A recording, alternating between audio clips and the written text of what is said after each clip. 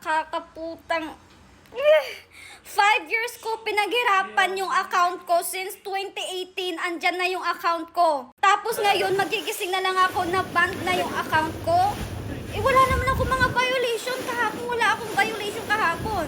Today, pagtingin ko, ganyan na, permanently banned na yung account ko. Wala naman akong ginagawa. Your account was permanently banned due to multiple violation of our community guidelines. Wala naman akong ginagawang masama. Hindi ko talaga alam yung mararamdaman ko, as in, hindi ko talaga alam.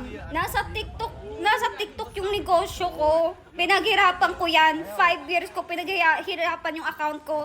Tapos mababand lang ng hindi naman insakto yung rason. Permanently banned pa talaga. Wala naman akong recent violation dito sa TikTok. Bakit TikTok? Bakit mo binand yung account ko? Samantalang yung other violation na binibigay nyo sa akin dati is mistake lang. Tapos hindi nyo ina-approve yung appeal ko. Kahit na nagkamali kayo. Ano ba na...